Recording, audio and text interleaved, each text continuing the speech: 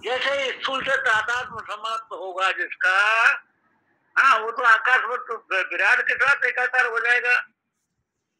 और जैसे जब विराट के साथ जो एकाकार हो गया है, हाँ, तो उसके अंदर में उसके अंदर अहंकार, राग, द्वेष, कामना, आसक्ति, ये चीजें कहाँ से रह जाएंगी? जो आसक्ति कामनाएं नहीं रहेगी तो राग द्वेष, ये काम क्रोध को, ये सब कहाँ से रह जाएंगे? दोष दृष्टि कहाँ से रह जाएगी?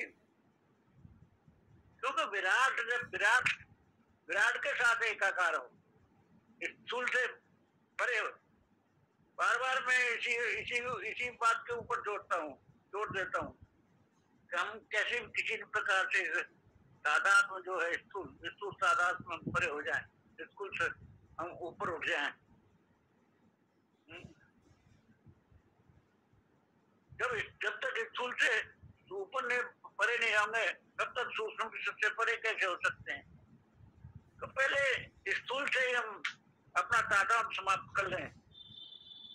यही सबसे बड़ी बलि है, सबसे बड़ी बलि यही है कि जो स्थूल से तादात्म्य है, क्योंकि अहंकार यहीं पर टिका हुआ है। जड़ चेतन की ग्रंथि जो है यहीं पर टिकी हुई है। स्थूल के साथ हमारा जो तादात्म्य है वहीं टिकी हुई है। वो तादात्म्य समाप्त हो जाएगा, अहंकार समाप्त हो जाएगा, और अहंकार समाप्त हो जाएगा तो कामना समाप्त हो जाएंगे, और कामना समाप्त हो जाएंगे तो राग समाप्त हो जाएगा, और राग समाप्त हो जाएगा तो आसक्ति समाप्त हो जाएगी, सब समाप्त हो जाएगा, कोई चीज बाकी नहीं रहेगी। फिर हमारी दोष दृष्टि समाप्त हो जाएगी। कैसे न करें विरोध? कामना है तो विरोध है, कामना ही नहीं तो विरोध करेगा। तो ऐसा पुरुष अंतकाल जमाने में वो अपना परमात्मा का स्मरण करता हुआ शरीर को त्यागता है। उत्क्रामंतम चंद्रमा भूमिनानम गुणान्वितम विमूढ़ानान पश्यन्ति पश्यन्ति ज्ञान से, उसके ज्ञान चक्षु खुल गए। वो फिर शरीर को छोड़ करके भी, क्योंकि तादात्म्य के जब दुख सुख का है, दुख सुख किसको है? मन को है। जन्म मृत्यु किसकी है? शरीर की है। भूख प्यास किसको है? प्राण को है। तो प्राण सूक्ष्म हो जाएंगे तो भूख प्यास भी कम हो जाएगी, मन निर्विषय हो जाएगा तो दुख सुख भी समाप्त हो जाएगा, और स्थूल से तादात्म्य समाप्त हो जाएगा तो मृत्यु, जन्म मृत्यु का जो है डर है वो भी समाप्त हो जाएगा, सारी चीजें समाप्त हो जाएंगी। इस प्रकार से हम अपने जीवन को बनावे महाराज। इसके इसलिए मैं जोर दिया करता हूँ, पहले अपने शरीर को स्थिर करो, शरीर को स्थिर करो। देखिए शरीर स्थिर जैसे जैसे आपका शरीर स्थिर हो गया, एकाग्र हो, आपके अंदर से जो प्रदूषण है समाप्त हो जाएगा, प्रदूषण नहीं रहेगा कोई। जठराग्नि चीज हो जाएगी कि आपकी भूख है, वही पाचन शक्ति मजबूत हो जाएगी, ये आपके स्नायु में जो खून चल रहा है वो शुद्ध हो जाएगा, आपकी वायु जो प्रदूषण है वायु का वो समाप्त हो जाएगा, कोई रोग ही नहीं रहेगा। तीनों संतुलन में हो जाएंगे। पहले तो ये अंदर क्रिया चलती है महाराज, जैसे ही आपका आसन सिद्ध स्थिर होने लगेगा ये सारी क्रिया अपने आप होने लगेगी। वायु का प्रकोप है, वायु एग्जॉस्ट ऊपर से नीचे से वायु जो है प्रदूषित बाहर निकल जाएगी। आपका स्वास्थ्य, अब हमारे ऋषि मुनि 250-500 पर जीते थे पहले, आपने तो सुना ही है ना, कितने संत ऐसे तो जो इच्छा मृत्यु, वो इच्छा मृत्यु क्या है? दोनों उन्होंने प्राण का संतुलन कर लिया, अपने प्राण उनकी मुट्ठी में आ गया, जिसके प्राण मुट्ठी में आ गया वो महाराज फिर उसका मृत्यु उसकी क्या कर सकती है? ये है। लेकिन हम इस चीज को इतने एकाग्र नहीं बन सकते, थोड़ी बात एकाग्रता नहीं बन पाती है तो सूक्ष्मता कहाँ से आएगी? एकाग्रता इसलिए नहीं बन पाती, मन कितने एकाग्र हो ही नहीं सकेगा, क्योंकि ये प्राण रूपी रथ के ऊपर बैठा हुआ है। ये मन प्राण रूपी, वासना इसकी आकृति और प्राण रूपी रथ पे बैठा हुआ है। तो प्राण जब आपका संतुलित हो गया तो मन कहाँ जाएगा? भागेगा ही नहीं बिल्कुल। इसको रोकने का एक ही साधन, शरीर को स्थिर करो, प्राण को स्थिर करो, आपका मन शांत हो जाएगा। तो शांत हो जाएगा तो फिर तादाद समाप्त अपने आप हो जाएगा। अपने आप करना नहीं पड़ेगा, आपका तादाद समाप्त हो जाएगा, अहंकार समाप्त हो जाएगा। वहां पे तादाद के ऊपर तो अहंकार बैठा हुआ है, तादाद के ऊपर अहंकार बैठा हुआ है। और तादाद समा हुआ, अहंकार समाप्त हुआ, कामना सारी चीजें समाप्त हो गई। आप विराट का अनुभव करोगे अपने आप। अरे करोड़ों रुपए जिसको मिल गए, वो तो 10 रुपए के लिए, 5 रुपए के लिए गए, वो इच्छा करेगा क्या? एक अखंड आनंद की अनुभूति जिसको होने लगी, वो छोटे आनंद के लिए, विषयों के आनंद के लिए उसकी कोई इच्छा करेगा क्या? भोगो संग्रह की इच्छा करेगा क्या? जब तक वो अखंड आनंद का अनुभव नहीं हो रहा है, जब तक महाराज इन भोगों की इच्छा हो रही है, इन संग्रह की इच्छा हो रही है। इसी कारण ये सारी उपाधियां हो रही हैं। हृदय प्रमोचन के कामाये हृदय सता नृत्यो अमृतो भवति ब्रह्म समुसमते। आज इसी के ऊपर 2 दिन से चर्चा चल रही है, कितनी प्यारी चर्चा। एक महापुरुष के मुखारविंद से हमें अमृत पीने को मिल रहा है महाराज जी। अमृत का सार हमें सुनने को मिल, गीता का सार सुनने को मिल रहा है। इसमें गोता लगाएं, सारी कामना समाप्त हो जाए। जैन कबू कुछ चाहिए तुम सन सहज सने, बसो राम जी सर चाप करे, सो रावण ने जगे। तो आइए चलिए हम चलते हैं दूसरा अध्याय का, वही का भाषा समाधि सके सब क्या सुंदर। अर्जुन वाच, अर्जुन पूछ रहा है महाराज भगवान, अब अर्जुन के अंदर वो शोक मोह बहुत कम हो गया है, अब उसके अंदर जिज्ञासा बढ़ गई है, जिज्ञासा बढ़ गई है।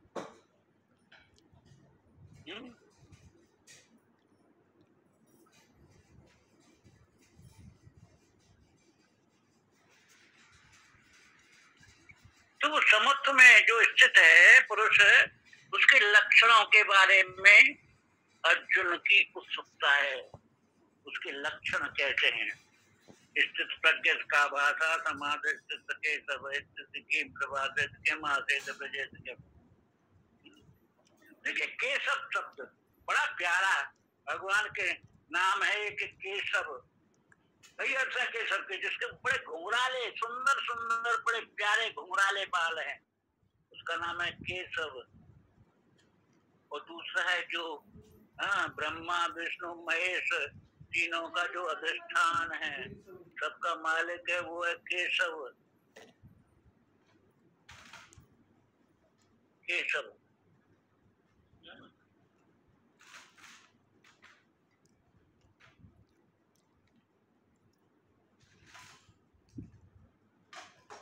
तो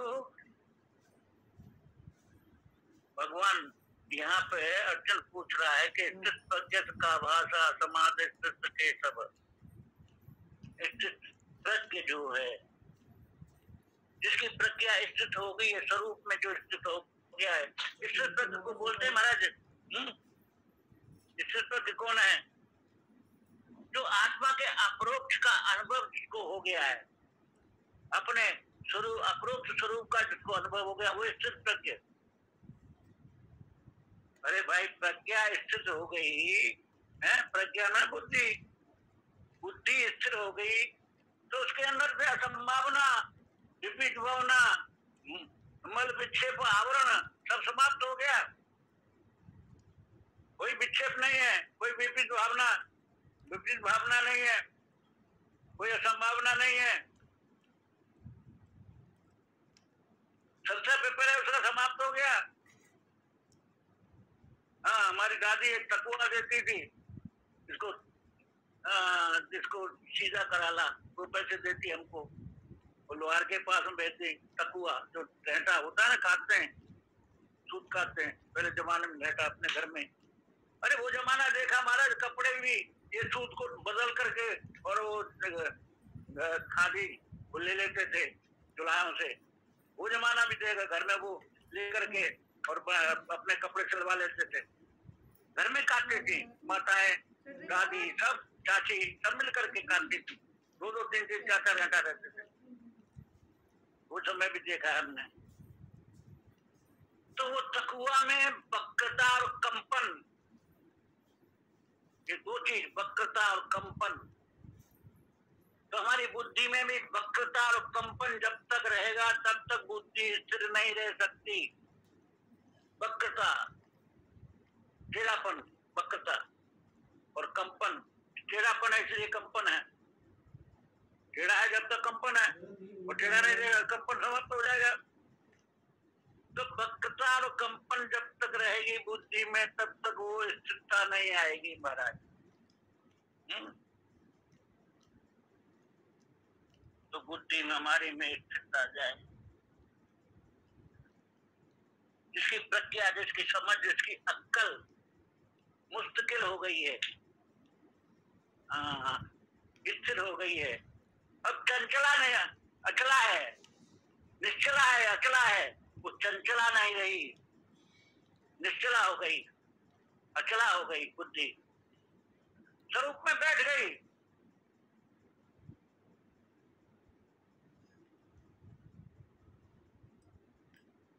तो अब उसके लिए बोला है, देखिए प्रज्ञा, पहली पंक्ति में के आंतरिक स्वभाव का वर्णन किया है, आंतरिक विषय, और दूसरी पंक्ति में बाह्य जगत के व्यवहार के बारे में जानने का जिज्ञासा की है। तो मान पुरुषों ने भी इसके लिए ऐसा ही बोला गया है।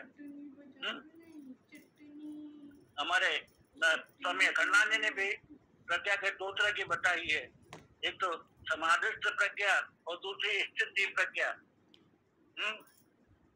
तो यहाँ क्या होता है, स्थिति प्रज्ञा का समाधिस्थ केशव, यानी समाज में स्थित बुद्धि वाले पुरुष के लक्षण क्या है, का भाषा, भाषा मीन्स लक्षण, उसकी परिभाषा, उसके लक्षण क्या है, स्थिर बुद्धि पुरुष कैसे बोलता है, कैसे बैठता है और कैसे चलता है, ये 3 बातें पूछी हैं। कैसे बैठता है, कैसे चलता है, कैसे बोलता है, 3 बातें। तो बैठना, बोलना, चलना ये नहीं बताया है, ये मत समझना चलना बोलना बैठना, इसका अर्थ दूसरा है। बैठना आसीत, वो कहाँ बैठा हुआ है, आसीत, वो अपने स्वरूप में बैठा हुआ है, पहली बात, वो अपने स्वरूप में बैठा हुआ है, विचलित नहीं होता है, स्वरूप में बैठा हुआ है, यानी वो क्या बोलते हैं उसको,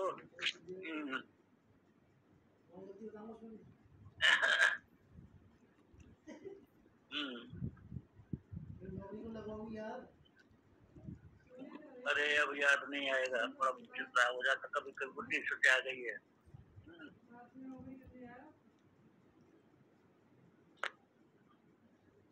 वो उपराम हो, सॉरी उपराम हो गया है, ये है वो उपराम हो गया है प्रजा।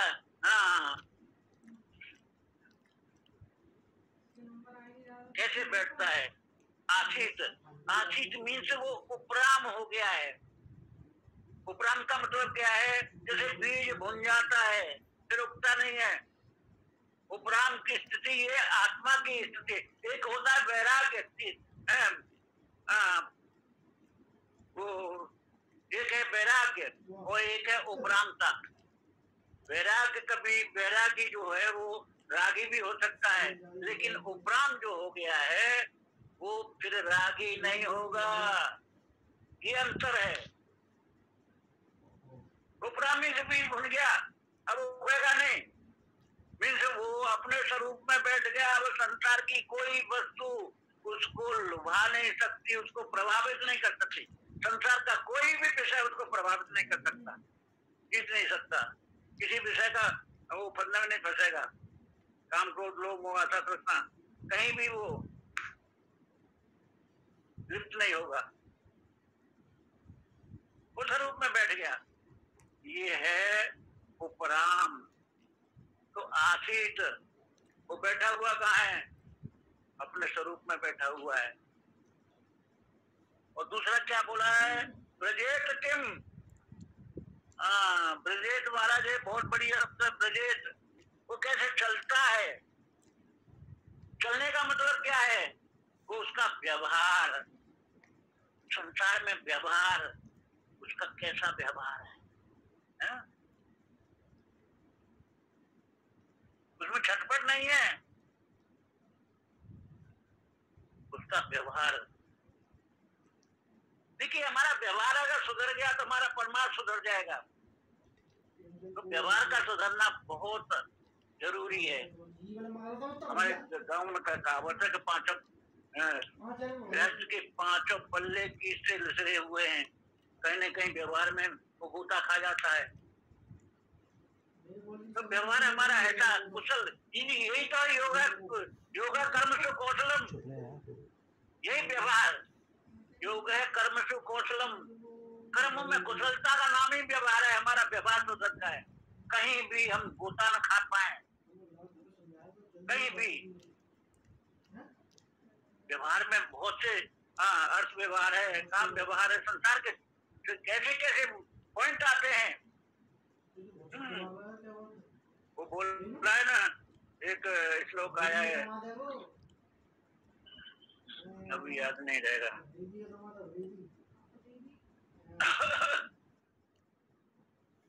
अच्छे अच्छे ऋषि मुनि भी गोता खा जाते हैं। तो व्यवहार कुशल पुरुष है वो। किम ब्रजेत, ब्रजेत में उसका व्यवहार, वो व्यवहार कुशल है। योग वो कर्म में कुशलता है उसके में, वो कभी गोता नहीं खाता है। और व्यवहार कुशल वही हो सकता है जो उपराम हो चुका है। क्योंकि संसार कोई चीज से कोई चीज उसको स्पर्श नहीं कर सकती। न तो संग्रह स्पर्श कर सकता है, न भोग स्पर्श सकता है। काम भी कामचंद से परे हो गया। वो जो काम नहीं कांचन से परे हो गया है, उसी का व्यवहार कुशल हो सकता है महाराज। क्योंकि उसको कुछ चाहिए नहीं ना। प्रजा कामन, सारी कामना जहात नहीं हो, प्रजात हो। प्रजात अच्छी तरह से छूट गई, कोई कामना नहीं रही। मनुष्य सकल कामना नासी, केवल राम चरण लो लागी। उसकी लो एक तरफ परमात्मा से है। संसार का चिंतन समाप्त हो गया, कोई चिंतन संसार का नहीं। तो ऐसा पुरुष जो व्यवहार करता हुआ, अच्छी तरह से कुशल पूर्वक व्यवहार करता हुआ परमात्मा के साथ एकाकार हो जाता है। तो उसकी चर्चा तो बहुत नाटक, लेकिन समय हो गया यहाँ पे, इसलिए मैं शर्मा जी आगे होंगे, ये वाणी को विराम देता हूँ। बोलो सच्चिदानंद भगवान की जय, वाके बिहारी लाल की जय, सदगुरुदेव भगवान की जय। जय जय श्री राधे श्याम। जय श्री कृष्ण महाराज। जय श्री जय श्री कृष्ण। आइए सर। जय श्री कृष्ण। जय श्री कृष्ण। ओम शंकरं शंकराचार्यं केशवं बादरायणं सूत्रवास कृतो वंदे भगवन्तौ पुनः पुनः। ईश्वरो गुरुरात्मेति मूर्तिभेद विभागिने व्योमव्याप्त देहाय दक्षिणामूर्तये नमः। ओम शांति शांति शांति। वसुदेव सुतं देवं कंसचारुणमर्दनं देवकी परमानंदं कृष्णं वंदे जगद्गुरुं। कृष्णं वंदे जगद्गुरुं। कृष्णं वंदे जगद्गुरुं।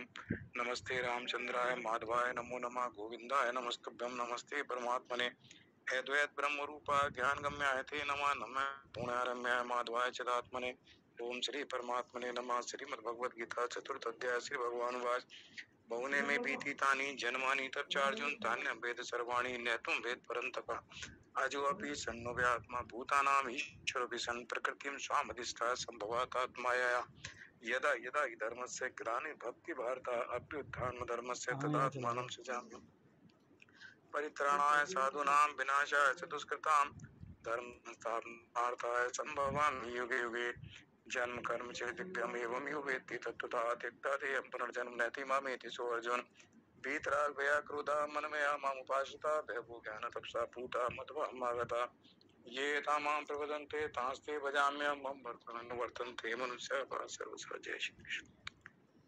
तो देखो भगवान ने दूसरे अध्याय में जो 3 श्लोक थे 42, 43, 44 एकदम से 41 के बाद प्रसंग को चेंज किया भगवान ने 42, 43, 44 सकाम भाव के बारे में बताया और सकाम भाव के से जो मनुष्य अपना जीवन जीता है सकाम भाव से हर चीज में कामना कामना कामना कामात्माना स्वर्ग परा जन्म कर्म प्रदान फल प्रदान क्रिया विशेष बहुला भोगेश्वर प्रति भोगेश्वर प्रसक्ता नाम तैया मतलब कामना भोग संग्रह ऐश्वर्य इनमें जो फंसा रहता है संसार में उसको व्यवसायत्मक बुद्धि समाधो न विधीये थी उसके पास निश्चयात्मक बुद्धि नहीं होती। परमात्मा की प्राप्ति करनी है ऐसे उसके मन में कभी प्रश्न ही नहीं आता। आवागमन से मुक्त होना है जन्म मृत्यु से मुक्त होना है ऐसा विचार कभी आता ही नहीं मन में। केवल उसको लगता है कि मनुष्य जन्म मिला है तो भोग करना ऐश्वर्य करना विश्व में आनंद लेना विषयों का भोग करना है मतलब उसका दृष्टिकोण ही पूरी तरह परिवर्तित हो जाता है। तो तीनों श्लोकों में भगवान ने वेदों का वो पाठ लिया है जिसमें सकाम भाव से कामना की पूर्ति के लिए जो वेदों में होता है पुत्र प्राप्ति के लिए ये वेद मंत्र हैं ये साधन है ये यज्ञ करना है इसके लिए ये है इसके लिए मतलब सकाम भाव का जो वेदों का एक पर्टिकुलर पोर्शन है जिसमें कामनाओं की पूर्ति के लिए बताया गया है उसके बारे में भगवान ने यहाँ जिक्र किया है। लेकिन अगला श्लोक जो 45 में है तो सकाम और 45वें श्लोक में साधकों के लिए भगवान ने 5 चीजें बताई हैं कि हर साधक को ये 5 जो साधना करनी है उसके लिए 5 वस्तुओं के ऊपर उसे फोकस करना है और 5 वस्तुएं अपने अंदर लानी है। तो 45वें श्लोक अपने आप में बहुत ही महत्वपूर्ण है। इसमें भगवान कहते हैं त्रिगुण्य विषय वेदा निस्त्रिय गुणियों भवार्जुन निर्द्वंदो नित्य सत्वस्तो निर्योग क्षेम आत्मा। तो ये 5 चीजें क्या है। पहला है निस्त्रिय गुणियों मतलब कहते हैं कि तीनों गुणों से रहित हो जा निर्द्वंदो द्वंद्वों से रहित हो जा नित्य सत्वस्तो सत्य स्वरूप जो परमात्मा है उसमें तेरी निरंतर उस परमात्मा में तेरी स्थिति हो। निर्योग क्षेम जो योग क्षेम है उसको भी तू चाहना मत कर उसकी भी इच्छा मत कर। जो भगवान ने योग क्षेम भाम्यम कहा है कि मैं उनका योग क्षेम भान करता हूँ तो यहाँ भगवान कह रहे हैं निर्योग क्षेम तो योग क्षेम की भी इच्छा मत कर। इच्छा करेगा तो भगवान तेरी योग क्षेम तो बहन करेंगे। उन्होंने कह दिया जो अनन्य भाव से मेरा चिंतन करते हैं उसका योग क्षेम बहन कर। तू इच्छा मत कर ये मेरा कर्तव्य मैं अपना आप करूंगा तेरा योग क्षेम बहन तो तू निर्योग क्षेम हो जा और आत्मान हो जा मतलब परात्मा के परायण हो जा। तो 5 चीजों ने भगवान के ने 5 शब्द बोले हैं यहाँ और पांचों अपने आप में कई जन्म लग जाते हैं। बोले ऐसा नहीं है कि कह दिया और हो गया। निर्योग क्षेम निर्द्वंद अपने आप में ऐसी चीज है गीता में कम से कम 7-8 बार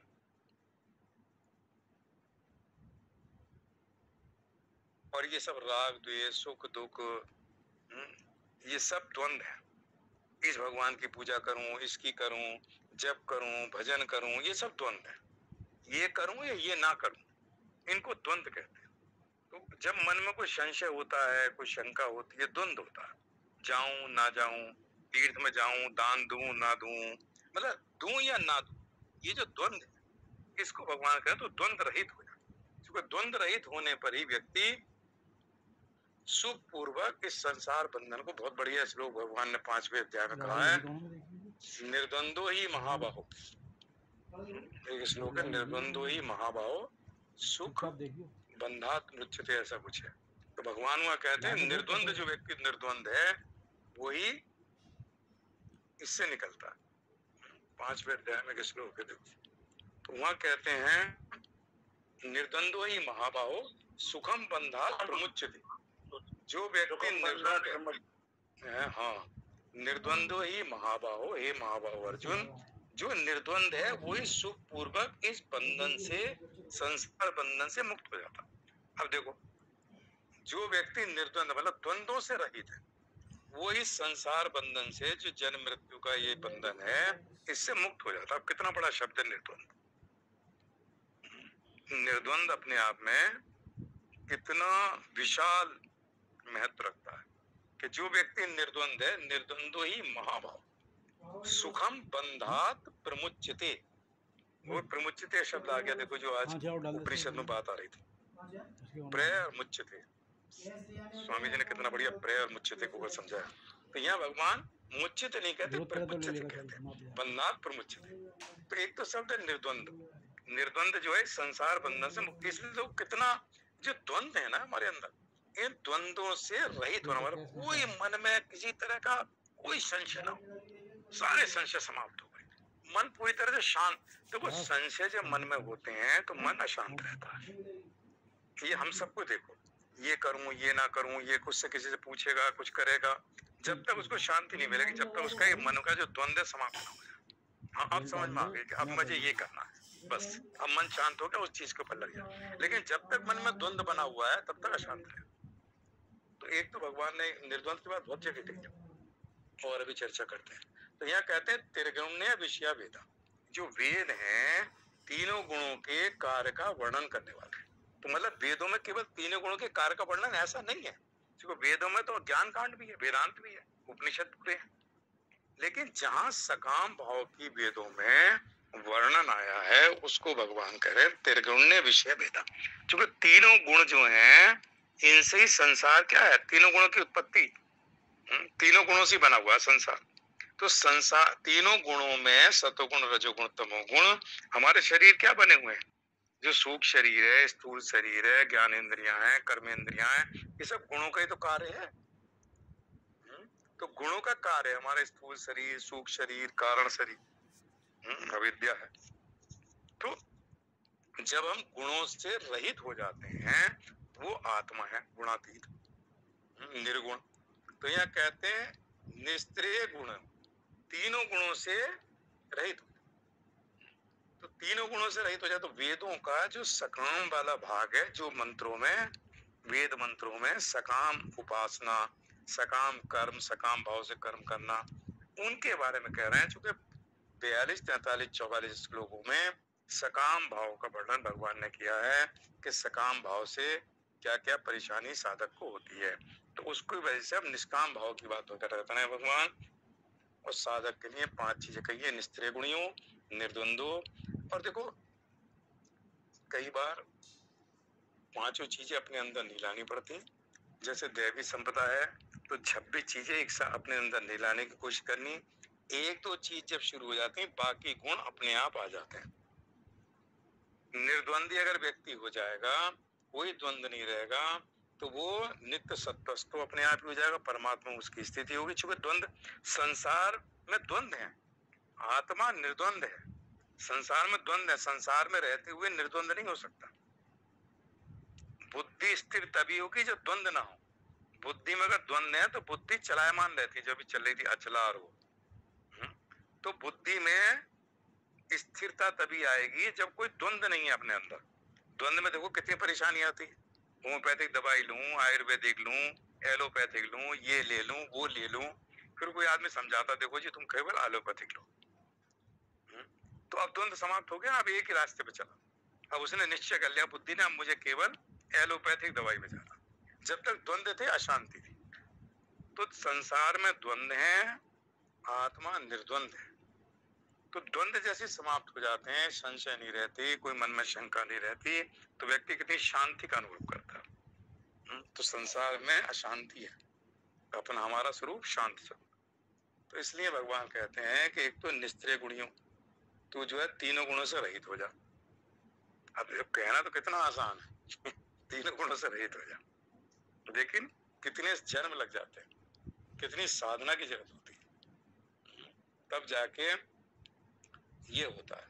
तो तीनों गुणों का जो कार्य संसार है, तो संसार से संबंध विच्छेद कर ले। क्योंकि संसार क्या, तीनों गुणों का कार्य है।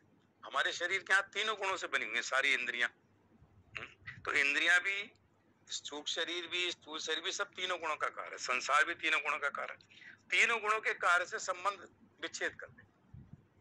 कितने आराम से ये बात कह दी, लेकिन इसको करने के लिए कितने जन्म लग जाते हैं। तो यहाँ भगवान ये कह रहे हैं, तीनों गुणों से रहित हो जा, निर्द्वंद हो जा, नित्य सत्वस्थ हो, निरंतर तेरी स्थिति जो है परमात्मा में रहे, निर्योग क्षेम हो जा, अपनी योग क्षेम की भी चाहना मत रख, आत्मवान हो जा, परमात्मा नारायण हो जा। ये 5 चीजों में मेरे विचार में अगर एक चीज से शुरू हो जाए, निर्द्वंद हो जाए, तो बाकी अपने आप नित्य सत्वस्थ हो, निरंतर परमात्मा में स्थिति तभी होती है जब कोई द्वंद ना हो। द्वंद, संसार जो है द्वंद है, आत्मा जो है, परमात्मा जो है निर्द्वंद है। तो परमात्मा में स्थिति होगी, निर्द्वंद हो गया, तो नित्य सत्वस्थ तो अपने आप ही हो गया, आत्मान अपने आप हो गया, आप परमात्मा के प्राण हो जाएगा। और निर्द्वंद है तो संसार से उसका कोई संबंध विच्छेद हो गया, तो निस्त्रिय गुणयोगी हो गया। तो एक चीज पकड़ने से बाकी सब चीज अपने आप आ जाती है, पांचों को नहीं पकड़ना पड़ता, किसी एक को पकड़ के शुरू हो जाता। नित्य सत्वस्थ हो जाएगा, निरंतर परमात्मा में स्थिति, तो संसार में स्थिति नहीं है, तो बाकी चारों चीजें आ जाएगी। तो इसको भगवान ने कहा। और निर्द्वंद के ऊपर अगर देखा जाए एक शब्द को, 5वें अध्याय के 3रे श्लोक में भगवान कहते हैं, निर्द्वंदो ही महाभाव सुखम बंधात प्रमुच्यते। और 7वें अध्याय में जो द्वंद के बारे में कहते हैं कि द्वंद से क्या होता है, द्वंद से मोह उत्पन्न होता। देखो, राग और द्वेष ये सबसे बड़े द्वंद है। अगर हमारे किसी वस्तु से, किसी व्यक्ति से हमारा राग है, तो किसी दूसरे व्यक्ति, किसी दूसरी वस्तु के साथ हमारा द्वेष जरूर होगा। राग द्वेष से दूर होने के लिए अपने जीवन में सबसे पहले व्यक्ति उपेक्षा करता है। उपेक्षा में क्या होता है कि मेरा इससे राग है, इससे द्वेष है, और हमने बहुत बड़ा ज्ञान अर्जित कर लिया और हमें समझ में आ रही है कि राग द्वेष से रहित होना है। सबसे पहले उपेक्षा करना शुरू कर देते कि छोड़ो यार, इसकी उपेक्षा करो, इस व्यक्ति से मुझे द्वेष है, उसके बारे में सोचना बंद करूंगा, इसकी मैं उपेक्षा कर दूंगा। उपेक्षा के बाद में उदासीनता आती है, मतलब इसका क्रम है।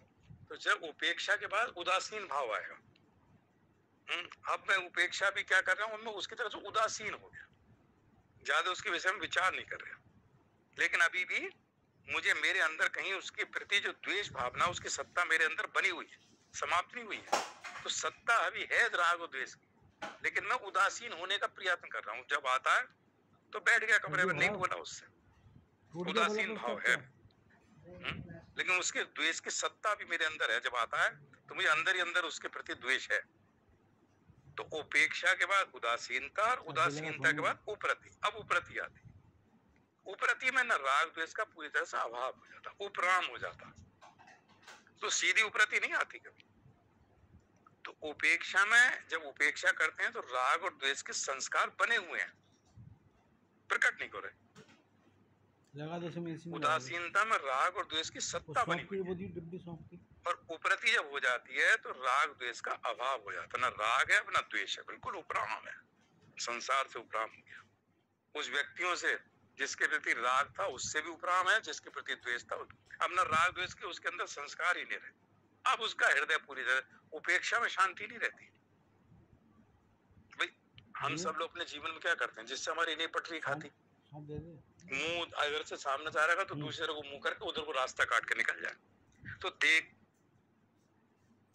तो हमें लगा इससे ये बड़ा, मतलब उसकी पुरानी बातें सब याद आ गई।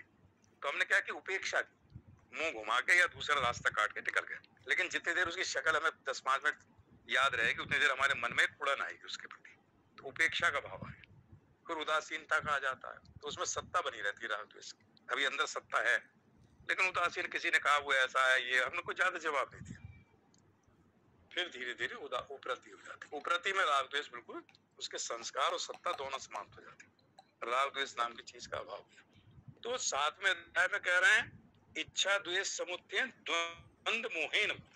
ये जो इच्छा और द्वेष है, इससे उत्पन्न होता है द्वंद रूपी मोह। इच्छा मतलब राग।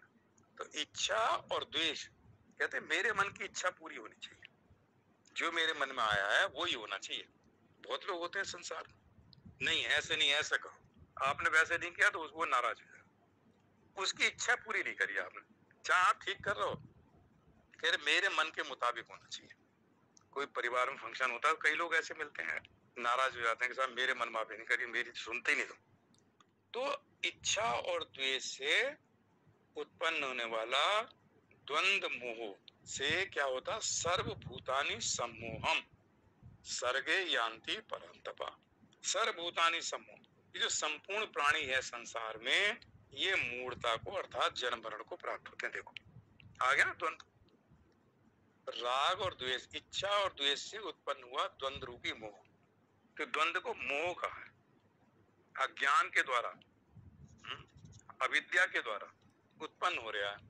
और सर्वभूतानि सम्मोहम सर्गे, सर्गे यान्ति, संपूर्ण प्यारी संसार में मूढ़ता को अर्थात जन्म मरण को प्राप्त होते। तो जन्म मरण का कारण कितना बड़ा? क्योंकि राग द्वेष रूप द्वंद से ही संसार का संबंध दृढ़ होता है कि जिससे राग होगा, जिससे द्वेष होगा, बार बार संसार में आना पड़ेगा। क्योंकि राग जो है बंधन है, ग्रंथि है। जो आज बात चल रही थी कि हृदय की संपूर्ण ग्रंथियों का छेदन हो जाता। तो ग्रंथि क्या है? गांठ है। तो जिसके साथ राग है उसके साथ गांठ बांध ली हमने उस व्यक्ति के साथ। इतनी मजबूत गांठ है कि हमें मुक्त नहीं होने दे रही, वो बार बार ऊपर से नीचे लेके आई। जो उसके साथ तो राग है, किसी के साथ द्वेष है। देखो द्वेष भी गांठ है। जब तक द्वेष समाप्त नहीं होगा तब तक उसके घर में मान लो पुत्र बन के आ गए, तो बाप बेटे में इतना द्वेष होगा कि मजाल है थोड़ी देर को आपस में बात कर ले। है तो पिता पुत्र, लेकिन जब से वो बड़ा हुआ तब से झगड़ा शुरू हो गया। कोई ऐसा द्वेष था और द्वेष बढ़ता जा रहा। तो इच्छा द्वेष से उत्पन्न होता द्वंद रूपी मोह सर्वभूतानि सम्मोहम सर्गे यान्ति भवति। और अगली सेंटेंस में क्या कहते हैं? 7वें अध्याय के 28 में सुनो, ते द्वंद मोह निर्मुक्ता, जो इस द्वंद रूपी मोह से निर्मुक्त हो गए, भजनते माम दृढ़ता, वो मेरा भजन दृढ़ता पूर्वक करते हैं। आप देखो इन शब्दों को अगर देखा जाए तो भगवान का भजन दृढ़ता पूर्वक कौन करेगा? ते द्वंद मोह निर्मुक्ता, जो द्वंद रूपी मोह से निर्मुक्त हो गए। जब तक हमारे मन में द्वंद है तब तक हम भले ही भगवान का भजन कर रहे हैं, लेकिन सुबह शाम बस एक ड्यूटी सी पूरी करना है। वहाँ संसार के साथ जबरदस्त संबंध है। परमात्मा की उपेक्षा तो नहीं कह सकते, लेकिन परमात्मा के साथ बहुत ज्यादा घनिष्ठता नहीं है, बहुत ज्यादा प्रेम नहीं है। बस एक कर देते हैं, बस सुबह शाम ये कह रखा तो करनी है, आरती फटाफट 2 मिनट में करके और भागना है। तो ते द्वंद मोह नियुक्ता भजनते माम दृढ़। हालांकि ऊपर पहली लाइन में कहा ईशाम त्वंत गतम पापम जनानाम पुण्य कर्म, जिन मनुष्यों के पुण्य कर्मों मनुष्यों के पाप नष्ट हो गए। तो द्वंद भी एक तरह से पाप है। संसार में बंधन जो है, संसार में बहुत ज्यादा आसक्त होना, ये भी पाप है। तो ते द्वंद मोह निमुक्ता भजनते माम दृढ़ता, वो भी जो है मुझे दृढ़ता पूर्वक भजते हैं। तो भगवान का भजन करने के लिए द्वंद समाप्त होने चाहिए। और 15वें अध्याय में कहते हैं द्वंद के बारे में, वो जो है निर्माण मोह जित संग दोषा द्वंद्वी विमुक्ता सुख दुख संजय, द्वंद्वी विमुक्ता सुख दुख संजय गच्छन्त विमूढ़ा पदम अभ्यंत। जो द्वंद से मुक्त हो गए हैं वो उनको क्या, वो व्यक्ति ज्ञानी व्यक्ति, उनको ज्ञानी कहा, मूढ़ता से रहित। ऐसे व्यक्ति से तो द्वंद से रहित होने का मतलब है वो मूढ़ता से भी रहित हो जाते हैं। सुख दुख नामक वाले द्वंद से मुक्त हो गए हैं, ऐसा मोह रहित साधक उस अविनाशी परमात्मा को प्राप्त करते हैं, पद अभ्यंत। तो द्वंद का कितना बड़ा महत्व है कि द्वंद अगर हमारे जीवन से धीरे धीरे समाप्त होने लगे, ते द्वंद मोह निमुक्ता भजनते माम दृढ़ता, तो वो दृढ़ता के साथ मुझे भजते हैं। और एक आता 4थे अध्याय में, उसमें कहते हैं देखो, यद्रच्छा लाभ संतुष्टो द्वंद्वातीतो विमस्र, जो द्वंद से अतीत हो चुका है, जिसके अंदर ईर्ष्या नहीं है, ईर्ष्या से रहित है, द्वंद्वों से रहित है, द्वंद्व से अतीत हो चुका है, ऐसा व्यक्ति समय सिद्ध असत्यो चेक तत्वापि न बंधे, वो कर्म करते हुए उससे नहीं बंधा, मतलब उसके कर्म भी अकर्म बन जाते हैं, कर्म करते हुए भी कर्म बंधन में नहीं पड़ता। तो द्वंद जो है साधक के अंदर निर्द्वंद होना कितना महत्वपूर्ण है। और भगवत गीता में भगवान ने निर्द्वंद होने के लिए, और द्वंद से मोह उत्पन्न होता है, द्वंद होगा तो भजन भगवान का दृढ़ता पूर्वक नहीं होता। तो सबसे पहले साधक को अपने अंदर से जो द्वंद्व है, और संसार चूंकि द्वंद्व है, संसार में द्वंद्व ही द्वंद्व है, और संसार से जब तक हमारा संबंध बना रहेगा और हम सोचे मैं निर्द्वंद हो जाऊं तो नहीं हो सकते। जैसे संसार में अशांति है, उस संसार में हम शांति को ढूंढे, उस संसार को दुखालय कहते हुए, अशाश्वत कहते हुए उसको में हम सुख ढूंढे, तो हम गलत जगह गलत चीज को ढूंढ रहे हैं। सुख हमारा स्वरूप है, शांति हमारा स्वरूप है, निर्द्वंद हमारा स्वरूप है। अपने स्वरूप में धीरे धीरे जब स्थिति होगी, संसार जो द्वंद्व है, दुख है, अशांति है, जब संसार के साथ संबंध रखेंगे और हम शांति को ढूंढे, सुख को ढूंढे, निर्द्वंद होने को ढूंढे, तो गलत जगह गलत चीज को ढूंढ रहे हैं जो वहाँ है ही नहीं। तो जन्म निकल जाएंगे लेकिन वो हमें प्राप्त नहीं होती। उसकी प्राप्ति के लिए धीरे धीरे धीरे धीरे इस संसार में रहते हुए संसार से संबंधों को छोड़ते चले जाएं। तब हमें ये जो भगवान ने 5 चीजें कही है, निष्क्रिय गुणों, गुणों का जो कार्य है वो संसार है। भगवान कह रहे हैं गुणों के कार्य से रहित हो जाओ। तो भगवान देखो कितना स्पष्ट संदेश दे रहे हैं कि जो गुणों का कार्य संसार है, इससे भैया संबंध विच्छेद करो। नहीं तो इस संसार में अगर तुमने आसक्ति कर ली तो संसार से नहीं छूट सकते, बार बार इस संसार में आना जाना पड़ेगा। संसार में द्वंद्व है, संसार से संबंध रहित करोगे तो निर्द्वंद हो जाओगे, तभी तुम नित्य सत्वस्त हो, तभी निरंतर तुम्हारी परमात्मा या आत्मा या अपने स्वरूप में स्थिति रहेगी। जो स्थित प्रज्ञ की बात अभी चल रही है, उसमें स्थित प्रज्ञ की जब स्थिर बुद्धि की बात करेंगे तो बुद्धि स्थिर तभी होती है जब नित्य सत्वस्त हो, जब निरंतर हमारी आत्मा में स्थिति, अगर ज्ञानी है, भक्ति योग का साधक है तो निरंतर परमात्मा में स्थिति है। तो जब तक हम अपनी साधना में अपनी स्थिति को संसार से हटा के भगवान के सन्मुख नहीं होते, तब तक हम जो है इस आवागमन से मुक्त नहीं हो सकते। निर्योग क्षेम भगवान कह रहे हैं कि जब तू निरंतर तेरी परमात्मा में स्थिति है तो तेरा योग क्षेम तो मैं वहन करूंगा, तू निर्योग क्षेम हो जा, उसकी चिंता मत कर, तू इसकी भी चिंता मत, किसी चीज की चिंता मत कर, तेरी सब चिंता मुझे करनी है, मुझे तेरी देखभाल करनी है, तू अपनी किसी भी देखभाल से कोई भी चिंता मत कर। तो 45वें श्लोक में क्या बढ़िया चीजें, 5 चीजें। और निर्द्वंद को साधक को पकड़ना है कि निर्द्वंद जब तक नहीं होगा, मन में कोई द्वंद ना हो, द्वंद से रहित हो जाए। और द्वंद से रहित तभी होगा जब संसार से धीरे धीरे संबंध कम करके अपनी आत्मा या परमात्मा के साथ जोड़ेगा। तो हमारे अंदर जो राग द्वेष है, इसमें जो सुख दुख है, हानि लाभ है, इन सब में द्वंद्व है। ओम पूर्णमदः पूर्णमिदं पूर्णात् पूर्णमुदच्यते पूर्णस्य पूर्णमादाय पूर्णमेवावशिष्यते। ओम शांति शांति शांति। श्री कृष्ण अर्पणमस्तु। हरि ओम तत्सत्। जय श्री कृष्ण।